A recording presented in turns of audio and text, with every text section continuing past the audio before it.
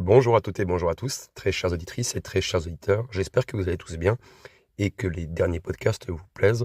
Vous avez remarqué, il y a essentiellement que des podcasts pour le moment, car je suis pris un peu partout, j'ai beaucoup de travail et donc je n'ai pas forcément le temps de créer les montages. Mais vous inquiétez pas, j'avance petit à petit et puis vous le savez tous, maintenant vous avez l'habitude, pour les anciens, je suis toujours à la bourre.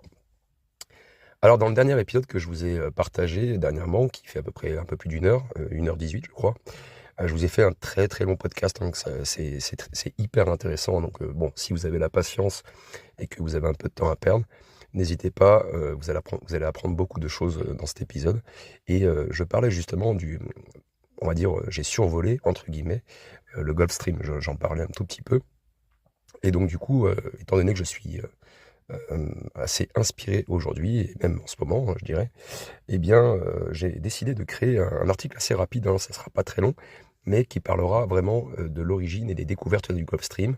On peut appeler ça une autoroute océanique, hein, qui est encore méconnue et que très peu de gens connaissent, je pense. Du moins très peu de gens connaissent sa fonction, comment il fonctionne, à quoi il sert, quelles sont ses interactions avec les différents courants, océaniques qu'on pourrait rencontrer sur terre. Bref, vous allez voir, vous allez tout savoir dessus. C'est vraiment, un élément ultra important de notre planète. Et je vais donc, ne pas trop parler, dans ce podcast-là au début. Je vous laisse avec votre épisode et on fera un peu de blabla juste après. En tout cas, très bonne écoute à tous et à tout à l'heure. Allez, donc déjà parlons un petit peu de l'origine et des découvertes, hein, du Gulf Stream. Comme je le dis, c'est une autoroute océanique qui est vraiment méconnue. Le Gulf Stream, c'est l'un en fait des courants océaniques les plus puissants et influents du globe. Il joue un rôle clé dans la régulation du climat mondial, mais son existence et son fonctionnement n'ont pas été réellement compris, hein, à l'époque, et même, on va dire, on le comprend toujours pas trop, même à l'heure actuelle.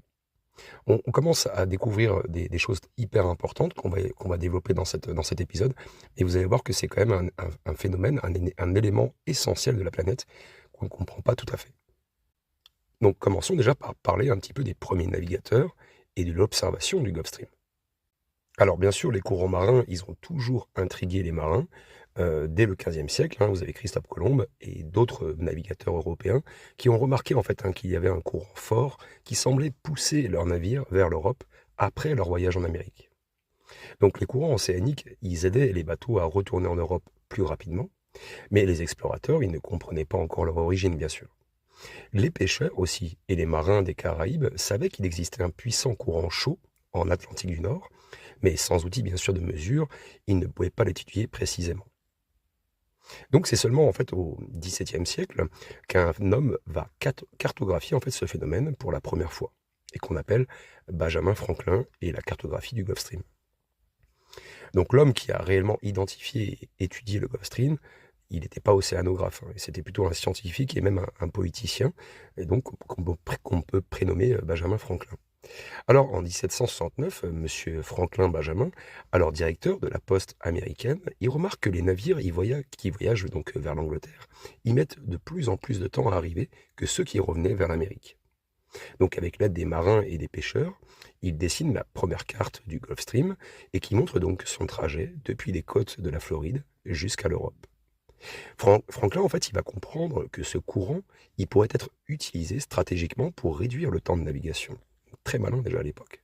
Son étude, elle a marqué donc le début des recherches sur les fameux courants océaniques, sur les différents courants océaniques, et donc va ouvrir la voie à une meilleure compréhension du climat et du transport maritime. Alors maintenant, vous pourriez me demander, mais comment la science moderne, elle étudie actuellement le Gulf Stream?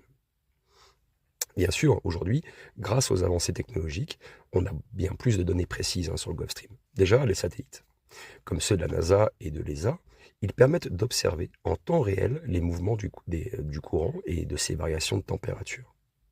Vous avez aussi donc toutes les bouées océaniques, hein, qui sont un peu dispersées partout et qui mesurent donc les courants sous-marins, la salinité, la température et même la hauteur des vagues aussi, hein, pour détecter tout changement anormal.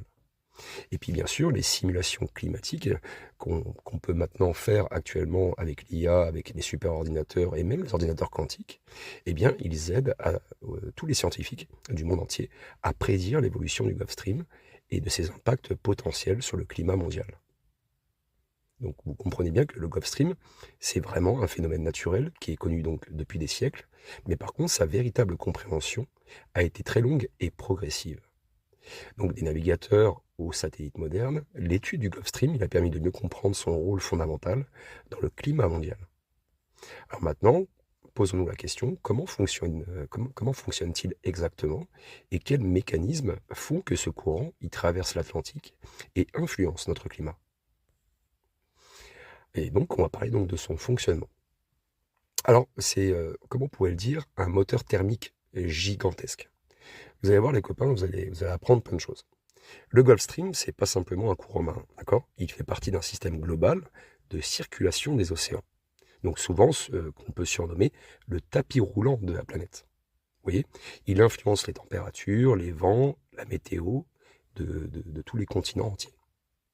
Donc on va essayer de décortiquer un petit peu en détail le fonctionnement du Gulf Stream et expliquer comment en fait comment il transporte la chaleur et on va essayer de tenter de comprendre ensemble son rôle essentiel dans la stabilité du climat mondial. Donc ça rejoint un peu l'épisode très long que je vous ai fait dernièrement. Alors le Gulf Stream, c'est un courant océanique chaud qui transporte d'énormes quantités de chaleur depuis les eaux tropicales de l'Atlantique jusqu'aux régions nordiques. Je vais vous énumérer quelques chiffres impressionnants. Tout d'abord, le Gulf Stream y transporte 100 fois plus d'eau que tous les fleuves du monde réunis. Deuxième chiffre impressionnant, chaque seconde, il déplace 30 millions de mètres cubes d'eau chaude. Donc soit 300 fois le débit de l'Amazone par exemple.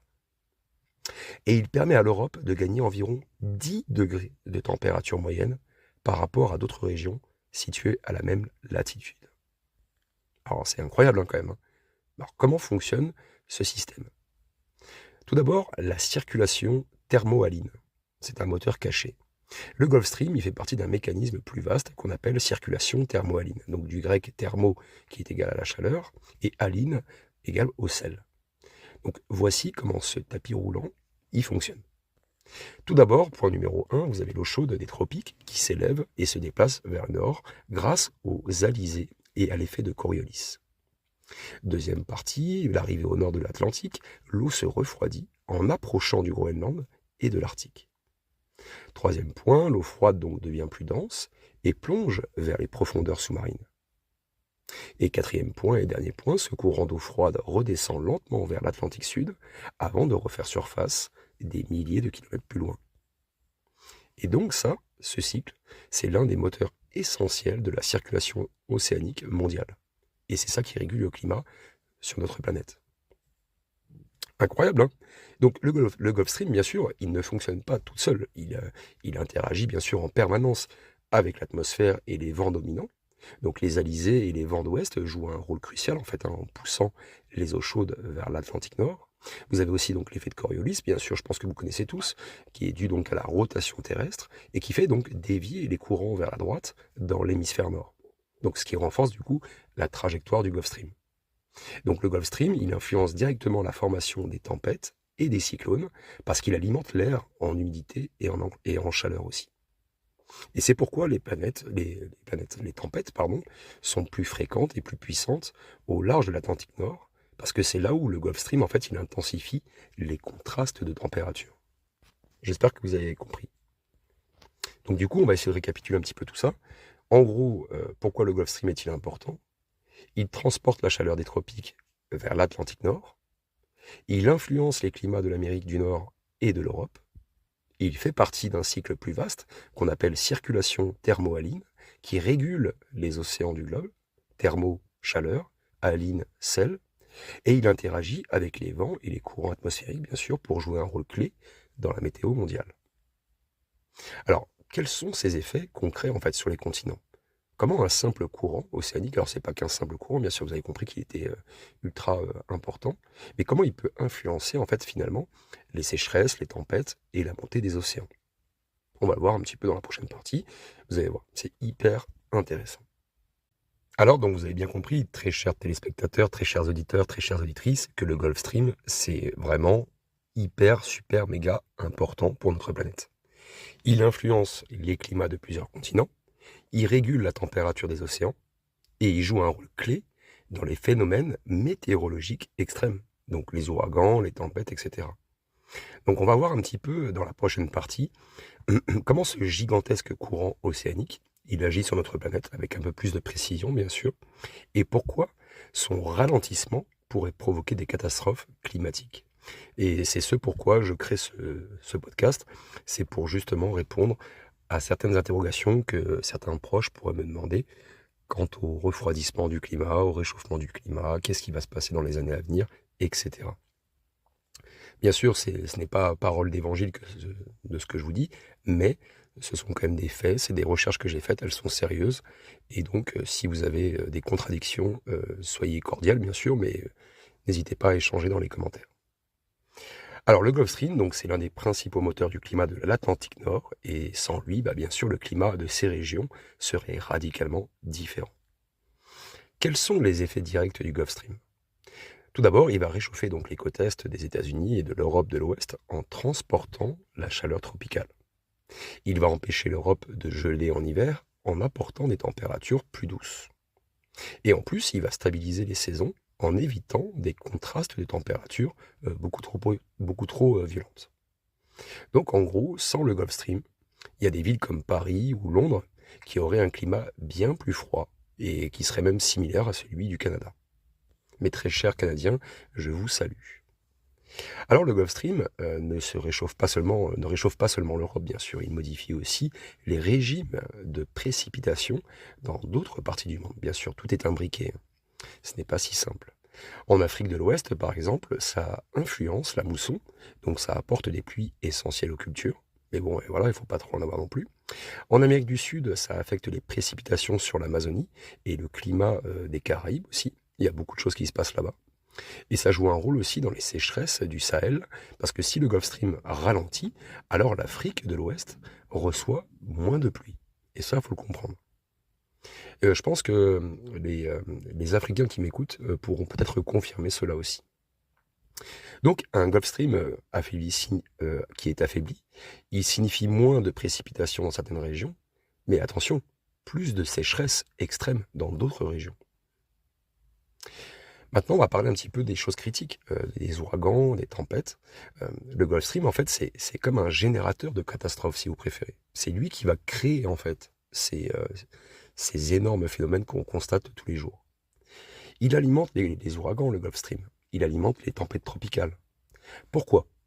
Parce que les ouragans, ils puisent leur énergie dans les eaux chaudes de l'océan. Vous voyez? Donc, l'effet du Gulf Stream sur les tempêtes, en gros, il va chauffer et amplifier les ouragans. Par exemple, vous avez Katrina en 2005 et Irma en 2017. Les cyclones, ils se forment plus facilement au-dessus des eaux où la chaleur, en fait, elle va s'accumuler, vous savez. Donc, si le Gulf Stream y ralentit, eh bien, les ouragans pourraient devenir encore plus destructeurs, puisque la chaleur de l'océan serait moins répartie. Vous comprenez? Et donc, du coup, ça, au lieu d'avoir une température moyenne planétaire de 14 et quelques degrés, eh bien, on se retrouverait, donc moyenne, c'est-à-dire qu'un peu également répartie, eh bien, on se retrouverait avec des zones sur Terre qui seraient bien plus chaudes ou bien plus froides que d'autres, et ça créerait donc du coup des phénomènes cataclysmiques. Donc, si le Gulf Stream y ralentit, comme je vous le répète, les ouragans ils pourraient devenir plus destructeurs, puisque la chaleur de l'océan serait moins bien répartie. Et les ouragans de l'Atlantique, ils sont devenus beaucoup plus fréquents, je pense que vous l'avez constaté. Moi j'ai 40 et quelques années, je constate effectivement que sur les 20 dernières années, il y a eu beaucoup d'ouragans en fait en Atlantique, et donc ils sont même devenus, je trouve, beaucoup plus puissants en fait que ces dernières décennies. Et d'ailleurs, c'est en partie en cause, la cause, c'est le réchauffement climatique en fait, et c'est le réchauffement donc en fait du Gulf Stream. C'est pour ça que je vous dis, n'écoutez pas trop ce qu'on raconte des fois à la télé, les commentateurs, les journalistes, tout ça, chacun son métier. Il y a des gens qui savent précisément de quoi on parle, et il y en a d'autres qui spéculent et qui font des théories, et qui finalement n'apportent pas vraiment de connaissances d'aspect, un aspect critique, je veux dire, sur ce qu'on nous raconte. Il faut avoir un point de vue critique à chaque fois. Alors, le quatrième point sur lequel je voulais vous parler aussi là-dessus, c'est l'impact direct en fait sur la montée des niveaux des océans. J'en ai un tout petit peu parlé aussi sur le dernier gros podcast que je vous ai fait. En fait, le Gulf Stream, il faut savoir qu'il agit comme une barrière naturelle.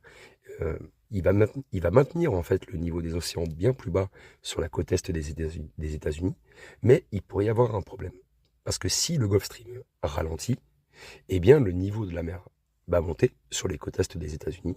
Ça mettra en danger donc les villes comme New York et Miami par exemple. Les courants marins seront perturbés, donc ce qui va entraîner donc forcément des inondations côtières bien plus fréquentes, et donc du coup les gens vont devoir eh bien migrer vers d'autres zones. Et donc, forcément, un ralentissement total du Gulf Stream, ça pourrait provoquer donc une montée des eaux de plus de 30 centimètres sur les côtes américaines. Mais ça, c'est une moyenne basse. Voilà. Ça peut être bien plus haut. Et d'ailleurs, comme je vous l'ai dit, le niveau de la mer, ces derniers 15 000 ans ou 20 000 ans, a augmenté quasiment de 200 mètres, en fait. Donc, vous imaginez bien que si le Gulf Stream, cet incroyable élément qui compose notre planète, et c'est lui qui fait un peu fonctionner notre Terre, hein. Donc si lui il s'arrête, c'est comme si que, bah, en gros, on avait notre cœur qui s'arrêtait et puis bah, la Terre meurt en fait. Donc pourquoi le Gulf Stream est essentiel? Je pense que je vous l'ai un petit peu dit tout de suite là. En gros, il maintient un climat vraiment stable en fait en Europe et en Amérique du Nord. Alors ça ne veut pas dire qu'il va maintenir un climat aussi stable, on va dire, en Amérique du Sud et dans la partie de l'hémisphère sud de la planète.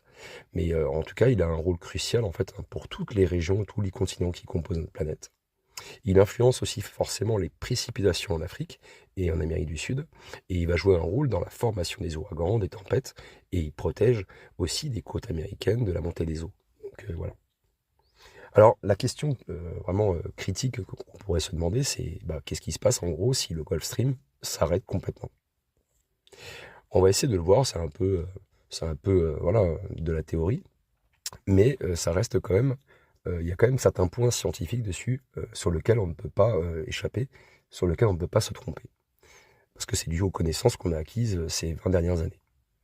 Donc ça, c'est un fait, les copains, le Gulf Stream, il est en danger. Depuis plusieurs décennies, même un peu plus, les scientifiques, ils observent un affaiblissement de ce courant vital. Donc il ralentit. Donc si ce phénomène s'aggrave, il pourrait bien sûr provoquer des bouleversements climatiques irréversibles. Et on va essayer d'explorer un petit peu dans cette partie-là euh, les causes de cet affaiblissement et aussi les conséquences potentielles et les scénarios du futur. Donc, dans les années 50, les scientifiques ils ont remarqué que le Gulf Stream il perdait en intensité. Et il y a plusieurs facteurs qu'ils ont réussi à comprendre et qui expliquent ce ralentissement inquiétant. Donc tout d'abord, bien sûr, le réchauffement climatique. La température des océans augmente, donc ça modifie de facto la dynamique des courants. Bien sûr, vous avez la fonte des glaces du Groenland qui apporte massivement de l'eau douce et qui perturbe donc la circulation thermohaline. Après, vous avez les modifications des vents dominants puisque l'atmosphère elle devient plus chaude, elle change la trajectoire des courants marins, etc. Et vous avez aussi l'augmentation des précipitations en Atlantique du Nord, donc il y a plus d'eau douce qui ralentit donc l'enfoncement des eaux froides. Et depuis un siècle, la vitesse du Gulf Stream, écoutez bien, a diminué de 15%. Donc on va dire en 100 ans, elle a perdu 15%. Et donc il y a certains modèles euh, prévisionnels qui disent qu'un effondrement complet pourrait avoir lieu en 2100, si on ne fait rien. Voilà. Alors que se passerait-il finalement si le Gulf Stream s'effondrait? Alors, si bien sûr il venait à s'arrêter complètement, bien sûr, les conséquences seraient catastrophiques pour la planète. Je vous l'ai déjà dit en début d'épisode, on aurait un refroidissement brutal de l'Europe, des hivers extrêmes, donc similaires à ceux du petit âge glaciaire, hein, entre le, le, le, le 16e, je crois, et le 18e siècle. Vous aurez aussi des ouragans plus violents aux États-Unis, alors qu'ils sont déjà assez bien violents, je trouve. Et sans le Gulf Stream, pour stabiliser les températures, eh bien les tempêtes, elles deviendraient encore plus puissantes. Et ça, je pense que vous l'avez compris. Vous aurez aussi forcément une montée accélérée du niveau des océans. Donc New York, Miami et d'autres villes côtières pourraient être menacées en fait par les eaux. Et donc bah, les conséquences à long terme, hein, la destruction des écosystèmes marins, puisque le cycle de l'oxygène et du carbone dans l'océan sera perturbé forcément. Vous aurez des sécheresses et des inondations extrêmes. Donc il y aura des régions qui deviendront inhabitables, ce qui va donc de facto engranger une immigration de masse et donc créer des problèmes potentiels qui pourraient survenir. Et bien sûr, des crises alimentaires mondiales, eh oui, la disparition du Gulf Stream, elle pourrait dérégler en fait les cycles de précipitations agricoles, et donc ça foutrait un peu le bordel partout, quoi.